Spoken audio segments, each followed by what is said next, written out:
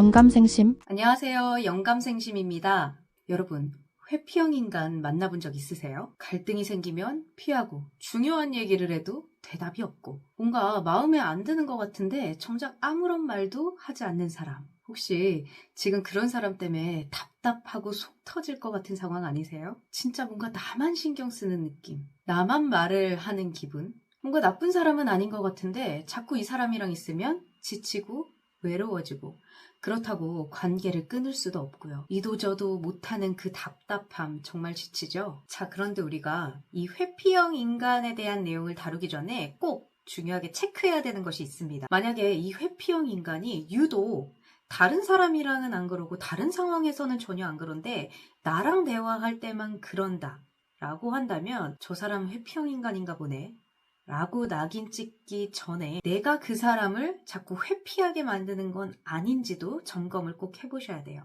오늘 우리가 나눌 이야기는 누구에게나 어떤 상황에서나 회피를 하는 그런 회피형 인간을 주제로 이야기해보려 합니다. 그들이 왜 자꾸 피하는지, 그들의 마음 안에 어떤 것들이 숨어 있는지, 그리고 어떻게 하면 우리가 너무 지치지 않고 소통할 수 있는지 그 방법에 대해서 오늘 이야기를 나눠보도록 하겠습니다. 회피형 인간. 이 말 들으면 떠오르는 사람 있으시죠?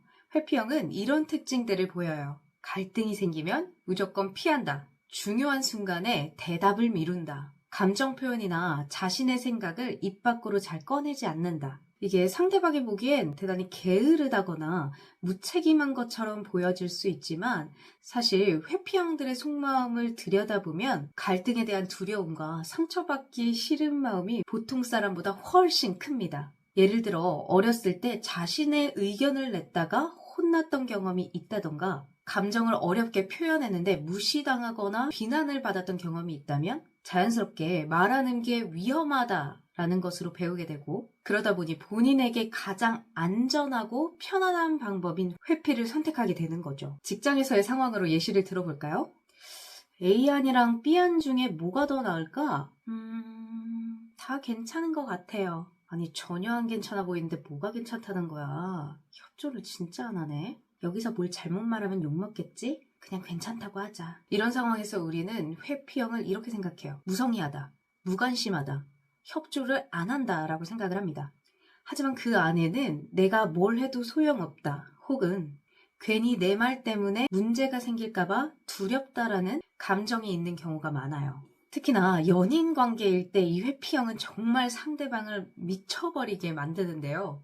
자기야, 요즘 좀 예전 같지가 않아. 무슨 일 있는 거야? 아니, 요즘 좀 피곤해서 그래. 아니, 맨날 피곤하다고 하고 그게 아닌 것 같아. 뭐 감정이 식은 건지 나한테 화가 난 게 있는지 말을 좀 해줘. 왜 자꾸 그런 말을 해. 아무 일 없다니까. 회피형은 이렇게 직면하는 대화를 극도로 불편해합니다. 본인의 마음도 지금 복잡하고 정리가 안 됐는데 감정 표현에도 익숙하지 않다 보니까 내가 이 말을 해서 더 일이 커지지 않을까 하는 생각에 그냥 피하는 것이 최선이라는 선택을 해버리는 거죠. 그런데 문제는 이렇게 회피하는 행동이 상대방에게는 무관심, 방치, 이별을 준비하는 것처럼 느껴진다는 거예요. 사실 나의 정신건강을 위해서는 피할 수 있다면 피하고 싶지만 꼭 그럴 수가 없는 관계도 있습니다. 그래서 지금부터 이 회피형과 소통하는 4가지 방법에 대해서 알아보려 합니다. 먼저 첫 번째, 질문의 방식을 바꾸세요. 회피형은 막연한 질문을 받으면 어떻게 대답해야 될지 몰라서 더 불안해해요. 그래서 어떻게 생각해? 라는 질문보다는 선택지를 좁혀서 질문을 하는 게 좋아요. 자, 두 번째, 침묵에 대한 해석을 멈추세요. 회피형은 말을 아끼는 대신 이 관찰로 반응을 합니다. 그런데 우리 입장에선 이 무반응이 곧 무관심처럼 느껴지거나 나를 무시한다라고 느끼잖아요. 혹은 이 사람은 나와의 관계가 별로 중요하지 않구나 라고까지 생각이 들어서 너무 상처를 받죠. 자, 그래서 이 침묵을 자꾸 부정적으로 해석하는 건 내가 너무 힘듭니다. 그들이 침묵할 땐 지금 생각을 정리하는 중이구나 라고 생각을 하시고 나도 일단 그 사람과 감정적으로 거리두기를 해보세요. 자, 세 번째, 감정을 묻기보다는 안전함을 만들어주세요. 솔직히 이 기분이 안 좋은 게 너무 티가 나서 보는 사람 입장에선 굉장히 불편해서 미치겠지만 회피형에게 너 지금 기분 안 좋아? 라고 묻는 건 너무 무거울 수 있어요. 내가 지금 준비가 안 됐는데 기분이 안 좋다고 말해서 이 감정을 직면해야 되는 것도 싫고, 또 기분이 안 좋다고 말해버리면 내가 왜 기분이 안 좋은지 설명을 해야 되니까 머릿속이 복잡해지죠. 그래서 오늘 좀 피곤해 보여. 괜찮아? 처럼 차라리 이 감정이 아닌 이 신체 상태나 외형을 언급하면 부담이 적어지기 때문에 이렇게 심리적인 안정감을 주는 게 훨씬 효과적이에요. 자, 네 번째.